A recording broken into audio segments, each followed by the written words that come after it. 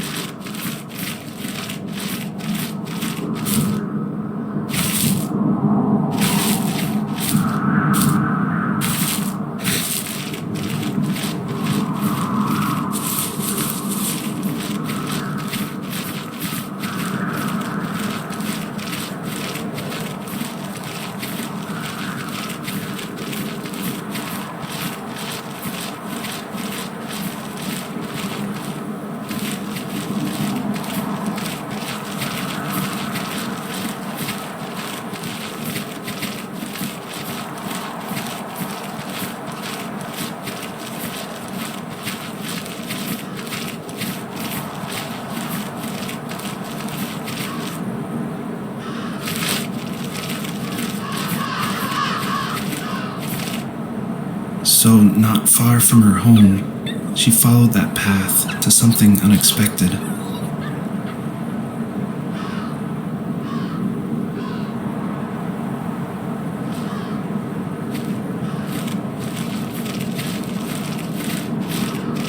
She couldn't stay, though. She had to find her other two children. So she took that path. She followed it towards something ancient. Something with answers.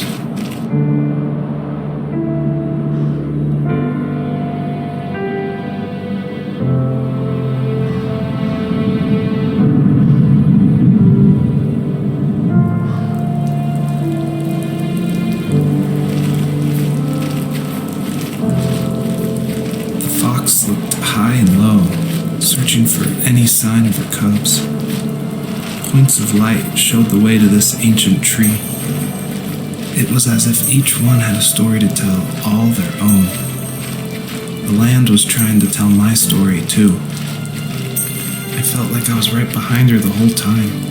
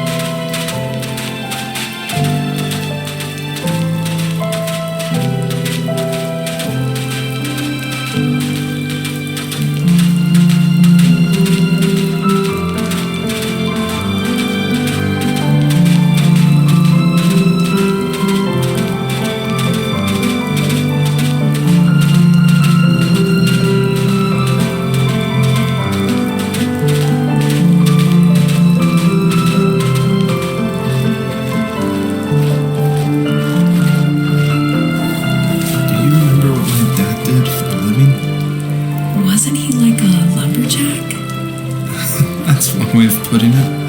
If wood was a canvas, then a carving knife was his paintbrush. Even after working a 50-hour week, even after his hands were more splinters than skin, he would bring home the nicest piece of Alaskan weeping cedar and make me toys. That wooden train was the first toy I can remember, and I loved it. I just knew from a young age I was going to be a lumberjack, like my father.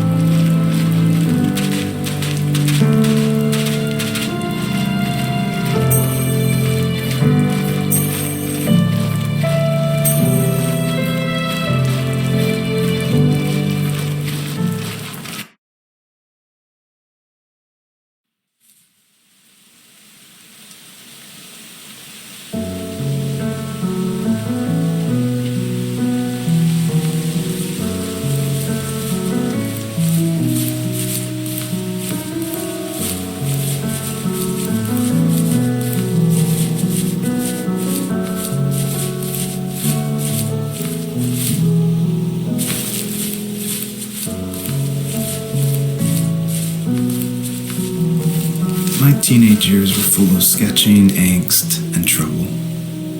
I wasn't popular or unpopular. Maybe just forgettable. I guess that gave me a sense of freedom. So I hung out with crazy kids, doing crazy things, even though I mostly just watched the chaos ensue. We did it all. Put fireworks in mailboxes, hide roadkill in people's garages, break windows of the barber shop in Anchorage. My dad was furious, but he was so busy working he couldn't do much to stop me from going out. I think being an adult means there's no one to stop you making hard decisions. He had to make a living, and he couldn't be in two places at once. Yeah, I realize that now. But at the time, I was sure he was more interested in growing his business than what was going on with me.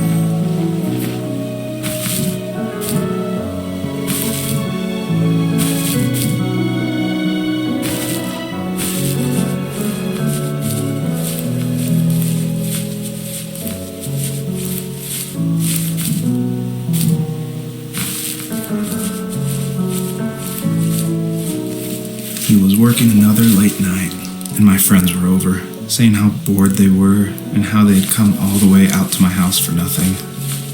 One of them mentioned how that old, ugly beyond belief truck was still in the garage, and how we should take it for a spin. I was only 15, so I kind of fought it for a while. The next thing I knew, we were careening around the mountain path, rocks spitting onto the sides of the cliff, while my dad's cringeworthy bluegrass blared out the speakers. I drove while my friends were in the back of that yellow and purple truck, throwing beer bottles and trash at anything remotely interesting.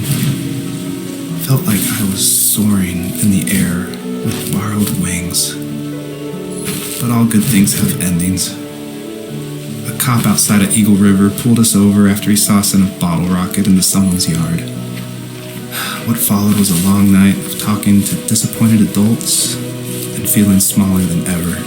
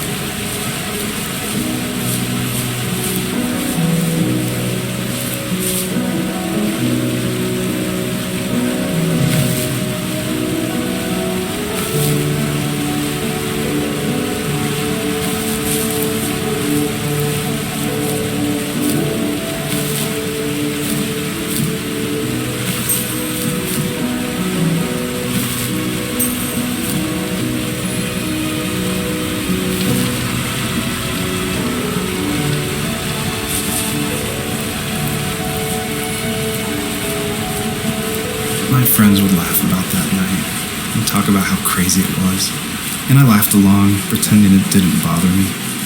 But it did. I imagined my friends growing old in the bush, unable to find that thrill in those godforsaken ice fields. It's like those mountains were a literal wall, keeping me from leaving, where all I would have to look forward to are lumber yards and evening beers. I had to climb over. That was my only goal for a long time.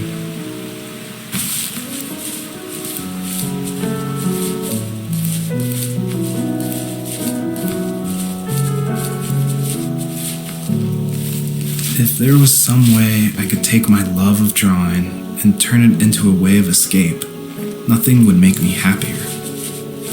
I wanted to create instead of tearing trees down. I wanted to move to the lower 48, not because I hated it there in Alaska, but I hated the idea of it. It's like all of that spite inside me had created this monster which followed me around my whole teenage years. I put so much energy into doing what others didn't expect of me. Why did I do that? There's one fact you're forgetting, though. If you didn't have that fire in you, we probably would have never met. You're absolutely right. Maybe the destination is all that matters in the end. But then why am I awake? Why am I seeing this fox go on her journey? And why can't I stop thinking about my dad?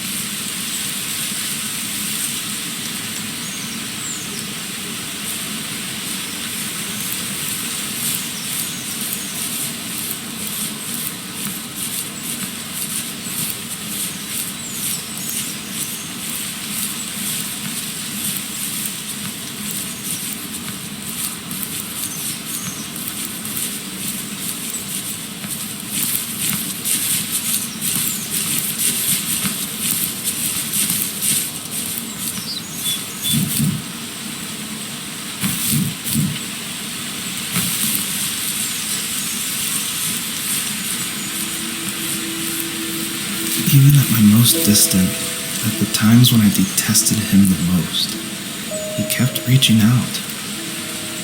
For a year straight, he asked me every week when we were going camping.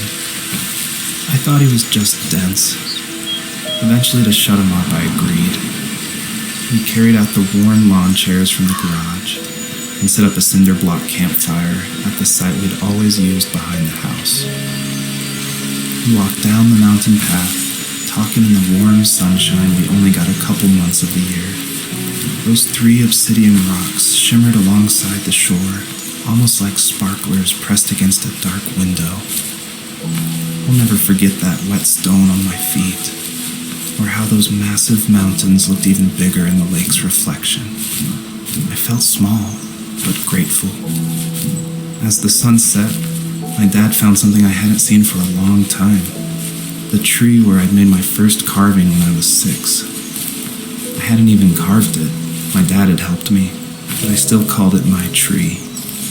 Something about seeing my name there made me open up, and we talked about everything that night in that old camouflage tent.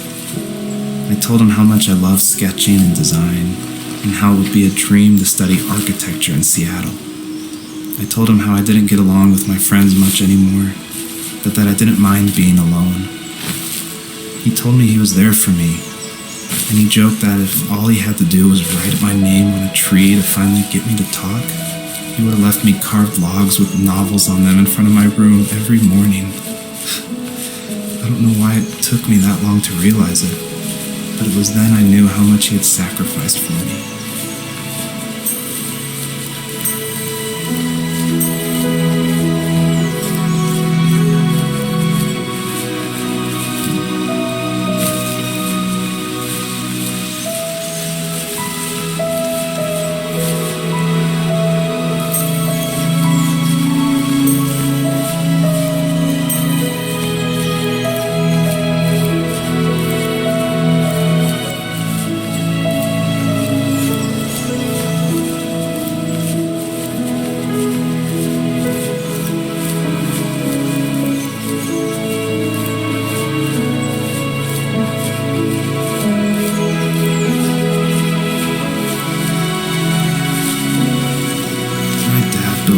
Stuff in his free time. If he wasn't watching fly fishing or reading Tom Clancy novels, he was carving something. He made tons of birdhouses. Not that he was into bird watching, but I think he really missed working and adding on to the home. If he couldn't afford the time to build onto our own house, he would have to settle with watching birds move into their little homes. We kept an old mattress in the bed of that ugly yellow truck, so we would drive it deep into the woods and then watch the birds fly into their houses while the sun set. Usually it was accompanied by venison jerky or a cold Coke, but not a lot of talking. which is how we both liked it.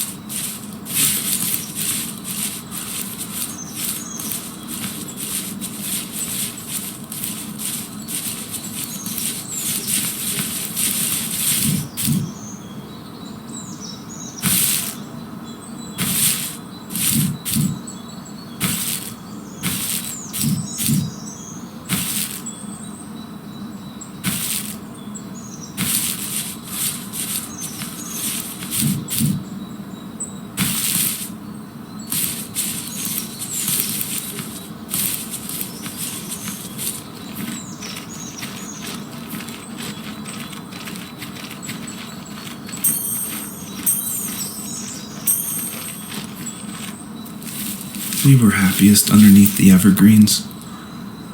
We decided it was time to finally map out the hundreds of acres we lived on just to pass the time during the summer.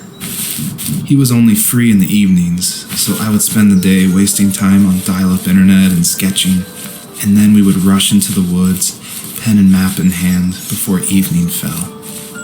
Sometimes the aurora borealis would cast a cold green glow on the mountainside, and we would finish our route underneath a twilight sky.